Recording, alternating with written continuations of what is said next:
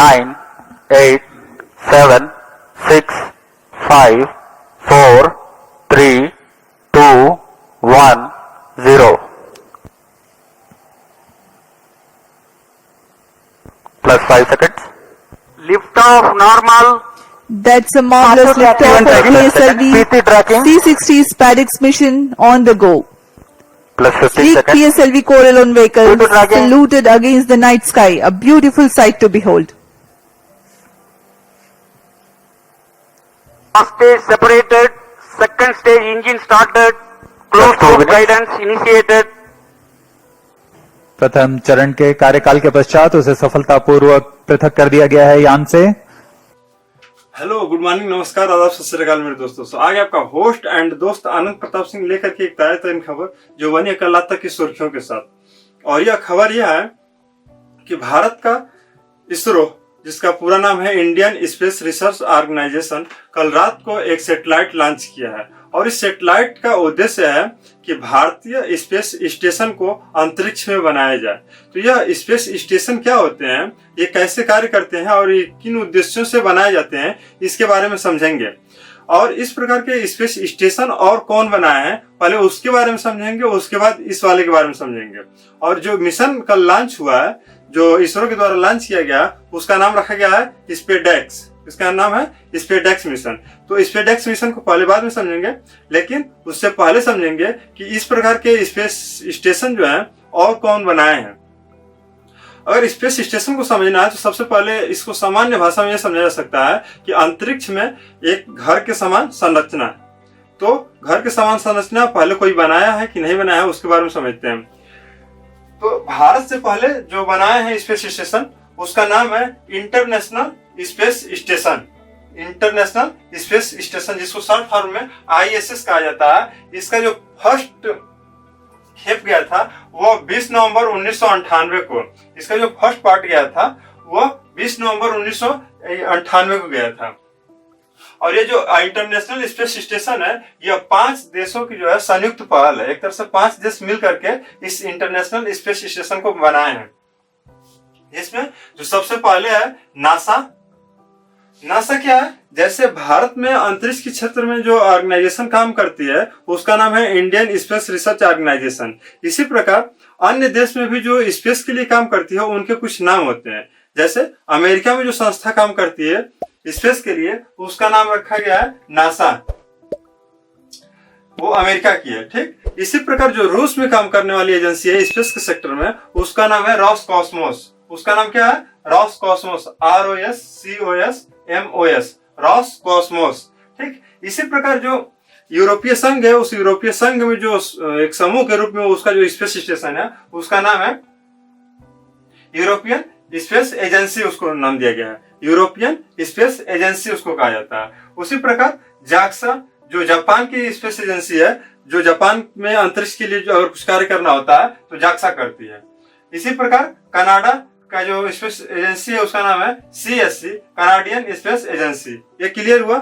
मतलब जैसे भारत में जो स्पेस के सेक्टर में कार्य करने वाली कंपनी है या ऑर्गेनाइजेशन है, उसका नाम है ISRO, Indian space research organisation. और इसी इसरो के समान ही अन्य देशों में भी अन्य संस्थाएं हैं अपने अपने देश में। तो जैसे अमेरिका में जो है उसका नाम है नासा, जो रूस में है उसका नाम है रोसकॉस्मोस, जो यूरोप में है उसका USA अर्थात यूरोपियन स्पेस एजेंसी, और जो जापान में उसका नाम है जाक्सा, और इसी प्रकार जो कनाडा में है उसका नाम है CSA अर्थात कनाडियन स्पेस एजेंसी। यहां तक क्लियर हुआ? जो इंटरनेशनल स्पेस स्टेशन छोड़ा गया था, उसके मुख्यतः 2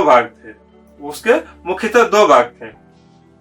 इसमें जो पहला भाग है उसका नाम है रशियन ऑर्बिटल सेगमेंट। यह खुद रशिया के द्वारा बनाया गया था, जिसको शॉर्ट में ROS कहा जाता है, रॉस। इसको क्या कहा जाता है? रशियन ऑर्बिटल सेगमेंट, जिसको शॉर्ट फॉर्म में रॉस कहा जाता है। यह रशिया के द्वारा बनाया गया था। और उसके बाद जो दूसरा है उसका नाम है US ऑर्बिट सेगमेंट। यह किसके द्वारा बनाया गया था? यह USOS इसको कहा जाता है शॉर्ट फॉर्म में। और यह जो बनाया गया था, बाकी रूस को छोड़ करके जो कंपनियां जो यहाँ पर स्पेस एजेंसियां बच रही हैं, वो बनाए। जैसे नासा, यूरोप, जापान और कनाडा, ये चार मिलकर के किसको बनाते हैं? USOS को बनाते हैं। और जो रूस बनाता है उसका नाम होता है रशियन ऑर्बिटल सेगमेंट, इसका नाम है रॉस, ठीक है। जो ये स्पेस स्टेशन बना है, इसका वेट जो है लगभग 4.5 लाख किलोग्राम है, लगभग 4.5 लाख किलोग्राम है इस स्पेस स्टेशन का। उसके बाद मार्च 2024 तक अगर देखा जाए, जो मार्च 2024 जो बीता हुआ मार्च है, उसमें अगर देखा जाए तो 279 लोग जो है इस स्पेस स्टेशन में, जो घर के समान है उस स्पेस स्टेशन में गए हैं। और यह जो है 22 डिफरेंट कंट्री से गए हैं। ये जो है 22 डिफरेंट कंट्री से गए हुए हैं। कितने लोग? 279 लोग 22 डिफरेंट कंट्री से वहां पर अभी तक गए हैं। किस लिए? वहां पर रिसर्च करने के लिए। और अब आइए इसरो के इस स्पेस डेक्स मिशन को समझते हैं। जो इस वर्ष का शुरुआत था, उसमें जो इसरो ने फर्स्ट सैटेलाइट लॉन्च किया था उसका नाम था एक्सपोसैट। इस वर्ष की शुरुआत में इसरो ने एक्सपोसैट को लॉन्च किया था, लेकिन इस वर्ष के अंत में, आज 31 तारीख है और कल 30 तारीख की डेट में जो इसरो ने लॉन्च किया था उसका नाम था स्पेसडेक्स मिशन। ठीक, इस एक्सपोसैट के बाद इसरो ने और भी मिशन लॉन्च किए थे, जैसे आदित्य L1 मिशन भी लॉन्च किया था। तो इस क्रम में जो है लॉन्च करते गया, लेकिन जो लास्ट मिशन इस वर्ष का लॉन्च किया उसका नाम था स्पेसडेक्स। इसका पूरा नाम है space docking experiment. Space, SPA का मतलब है स्पेस हो गया, D का मतलब है डॉकिंग और EX का मतलब है experiment. Space docking experiment. Space docking experiment में जो सबसे बड़ी चीज है या जो सबसे बड़ी टेक्नोलॉजी है उसका नाम है डॉकिंग। इस डॉकिंग को समझते हैं, क्या है डॉकिंग आखिर में?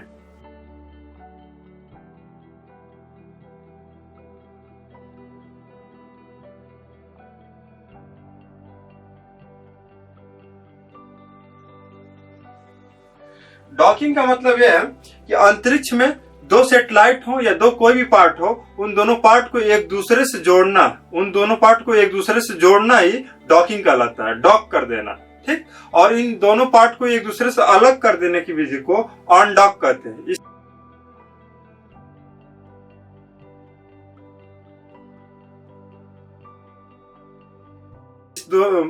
अलग करने की विधि क्या कहते हैं? ऑन डॉक कहते हैं। तो यही जो डॉकिंग टेक्नोलॉजी है, अभी तक विश्व में केवल 3 राष्ट्र के पास है और भारत के पास अगले जो है 10 से 15 दिन में होने वाला है। क्योंकि अगर भारत जो है जब पहुंच जाएगा तो पहुंचने के 10 से 15 दिन समय लगेगा इसको वहां पहुंचने में और उसको डॉक कराने में। अगर इसमें सफल होता है तो भारत जो है विश्व में चौथा ऐसा देश हो जाएगा जिसको डॉकिंग टेक्नोलॉजी पता है होगा। ठीक है, इसी के बारे में लिखा है कि India will be 4th country after US, Russia and China. अर्थात इससे पहले डॉकिंग टेक्नोलॉजी पता है वो किसके पास है? US के पास है, रशिया के पास है और चाइना के पास है।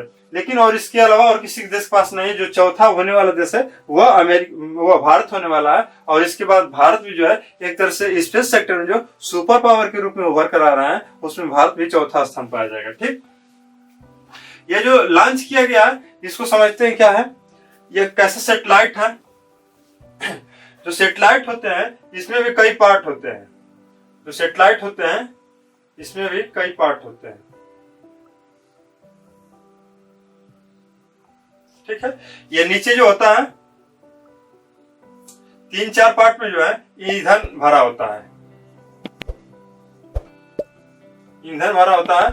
ठीक, इस 3-4 पार्ट में ईंधन भरा होता है। ठीक, उसके ऊपर जो है आप देखेंगे तो सैटेलाइट रखे गए होते हैं और जो सैटेलाइट रखे गए होते हैं इन्हीं को पेलोड कहा जाता है। जो सैटेलाइट रखे गए हैं उन्हीं को पेलोड कहा जाता है। तो ऊपर जाने के लिए जो ईंधन रखे गए हैं उसके ऊपर जब सैटेलाइट जाता है तो ये अलग अलग भाग में हो जाते हैं। तो इस वाले सैटेलाइट में जो जिससे लॉन्च किया जा रहा है, जो रॉकेट ये पूरा है, इस रॉकेट का नाम दिया गया है PSLV-C60। इस रॉकेट का पूरा नाम है PSLV-60C।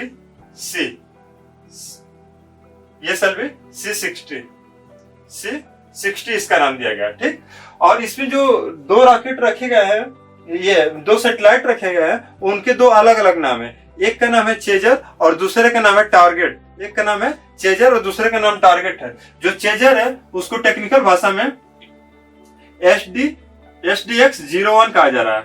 इसको जो चेजर है उसको SDX-01 कहा जा रहा है और दूसरा जो टारगेट है उसका नाम है SDX-02। एक पार्ट मान लीजिए यहां से निकलेगा, ठीक, SDX-01 और दूसरा पार्ट यहां से निकलेगा SDX-02। ये दोनों पार्ट निकल करके एक दूसरे से 10 से 20 किलोमीटर की दूरी पर हो जाएंगे। ये दोनों पार्ट एक दूसरे से निकल करके 10 से 20 किलोमीटर के दूरी पर हो जाएंगे। जब 10 से 20 किलोमीटर की दूरी पर हो जाएंगे और ये लगभग इनकी ऊंचाई कितनी पर होगी, 470 किलोमीटर, पृथ्वी से 470 किलोमीटर की ऊंचाई पर, जिसको LEO बोलते हैं, अर्थात लो अर्थ ऑर्बिट बोलते हैं। जिसको क्या बोलते हैं, लो अर्थ ऑर्बिट में ये दोनों सैटेलाइट एक दूसरे से अलग होकर के रहेंगे। उसके बाद जो यहाँ पर इसरो में बैठे हुए वैज्ञानिक है, वह अपने टेक्नोलॉजी के थ्रू उनको क्या करेंगे, पास लाएंगे, उनको एक दूसरे से पास लाएंगे और धीरे धीरे उनकी दूरी जो है कम करते जाएंगे, कम करते जाएंगे, कम करते जाएंगे और लास्ट में जो है 3 मीटर इनके बीच की दूरी रखेंगे और एक दूसरे से फिर क्या करेंगे, जोड़ेंगे।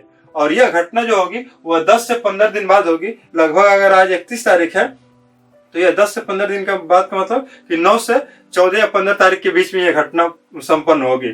ठीक, यह हो गया आपको डॉकिंग टेक्नोलॉजी। इसके ऑब्जेक्टिव क्या है, इसके ऑब्जेक्टिव है कि भारत जो है अपना जो भारतीय अंतरिक्ष स्टेशन बनाना चाहता है, जो स्पेस में अपना स्टेशन बनाना चाहता है रिसर्च के लिए, वहां पर लोग जाएं, उसके लिए वही इसका उद्देश्य है। ठीक, उसके अलावा भी इसके क्या क्या उद्देश्य है। और भारत ने यह घोषणा किया है कि भारत जो है वो भारतीय अंतरिक्ष स्टेशन जो है 2035 तक बनाएगा वहां। ठीक, तो उसी का यह पहला चरण एक तरह से है। तो BAS पहला बनाएगा भारतीय अंतरिक्ष स्टेशन। दूसरा क्या है इसका उद्देश्य, चंद्रयान 4। चंद्रयान 4 का उद्देश्य है कि यह मानव को जो है चंद्रमा पर लैंड कराएगा, ले आकर के वहां पर लैंड कराएगा। तीसरा क्या है कि यह सैंपल रिटर्न फ्रॉम मून, जो चंद्रमा पर जाने के बाद वहां से जो व्यक्ति आएंगे वो सैंपल लेकर कलेक्ट करके आएंगे, उस सैंपल को कलेक्ट करके आएंगे। उसके बाद जो है अगर कोई सैटेलाइट इस डॉकिंग सिस्टम का, और दूसरा उद्देश्य फायदा क्या होगा, जैसे मान लीजिए पहले हमने कोई सैटेलाइट छोड़ दिया है, इस सैटेलाइट के साथ साथ अगर कोई दूसरा भी हमारा डॉकिंग करके पहले से पड़ा हुआ है, यहाँ पर डॉक करके जुड़ा हुआ है, ठीक, लेकिन यह वाला पार्ट मान लीजिए अगर खराब हो गया हमारा, तो इसको क्या कर देंगे, अनडॉक कर देंगे। जोड़ने की क्रिया को डॉक और उसके निकलने की क्रिया को अनडॉक करते हैं, तो इसको अनडॉक कर देंगे, बाहर निकाल देंगे। ठीक, और बाहर निकालने के बाद जो दूसरा हम यहाँ से नीचे से फिर इस रॉकेट के द्वारा लॉन्च कर रहे हैं, इसको ले आकर के यहाँ पर जोड़ देंगे। फिर से ये हमारा जो पहले वाला सैटेलाइट है ये काम करने लगेगा। ठीक, इसको काम करने लगेगा। ये मिशन हो गया रिपेयर करना। और तीसरा ये लास्ट क्या है हमारा, इलेक्ट्रिसिटी सप्लाई। जैसे मान लीजिए पहले हमारा सैटेलाइट जो काम कर रहा है उसमें इलेक्ट्रिसिटी भी सब चाहिए समय से, तो अगर इलेक्ट्रिसिटी मान लीजिए इस वाले से अगर प्रोवाइड इसको हो रहा है, ये वाला अगर खराब हो गया तो यहाँ इसको फिर से अनडॉक किया जाएगा, निकाल दिया जाएगा और नीचे से एक ऐसा सैटेलाइट भेजा जाएगा जिसपे क्या पैनल लगा करके, और पैनल लगा कर भेजा जाएगा जिससे जो है हमेशा सोलर से वहां पे सोलर जो ऊर्जा प्राप्त होती रहेगी उसके द्वारा वहां पे क्या करेगा, इलेक्ट्रिसिटी जनरेट करेगा और जनरेट करके क्या करेगा, इलेक्ट्रिसिटी सप्लाई करेगा। ठीक है, तो ये कंप्लीट हो गया। और इसी जो स्पेस स्टेशन है, जो इंटरनेशनल स्पेस स्टेशन है, उसी में भारतीय मूल की जो अमेरिकी नागरिक थी, इनका नाम सुनीता विलियम्स, वो अभी भी फंसी हुई हैं, तो वहां से अभी आ नहीं पा रही हैं। उसको अभी देखिए नासा जो है उनको भेजा है और रिसर्च कर रही है वहां पर। अभी देखिए वो कब तक आती है, कहीं ना कहीं उसमें कुछ खराबी आई है जिसकी वजह से अभी फंसी हुई है। ठीक, तो लास्ट में ये कहेंगे कि अगर आप देखते होंगे न्यूज पे, तो न्यूज एंकर जो है वर्तमान समय में, अगर आप इसी समय आप तत्काल उठिए जाइए और किसी भी न्यूज चैनल को चालू कर लीजिए और उस पर देख करके आइए कि क्या स्पेस एक्स के बारे में कोई डिबेट कर रहा है कि नहीं कर रहा है।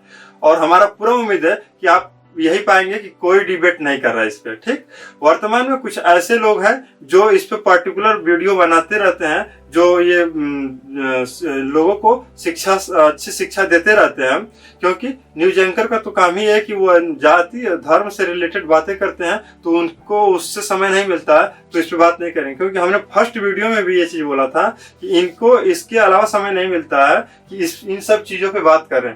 ठीक, इसलिए इन लोगों को सपोर्ट करने की ज्यादा आवश्यकता है। जैसे यदि हम इस पर वीडियो बना रहे हैं तो इसका मोटिवेशन हमको आप ही लोग दे सकते हैं, इस चैनल को सब्सक्राइब करके और ज्यादा से ज्यादा शेयर करके, ताकि हमको जितना से ज्यादा लोग सब्सक्राइब करेंगे और जो है शेयर करेंगे, हमारा मोटिवेशन उतना ही बढ़ेगा। और ऐसे जो भी रेलिवेंट होंगे, जो आप लोगों के काम के होंगे, वैसे ही टॉपिक्स पे वीडियो बनाएंगे और वो आप तक पहुंचाएंगे। क्योंकि पहले ही वीडियो का उद्देश्य था, उसमें पहले ही बताए थे कि लोगों को अवेयर करना और इन्फॉर्मेशन प्रोवाइड कराना। ठीक है, अगर वीडियो समझ में आया होगा तो लाइक कीजिए, शेयर कीजिए, सब्सक्राइब कीजिए और जाते जाते यही कहेंगे कि बड़ों का सम्मान कीजिए, छोटों को प्यार दीजिए और अपना व्यक्तित्व इस प्रकार बनाइए कि महिलाएं आपके साथ सुरक्षित महसूस करें।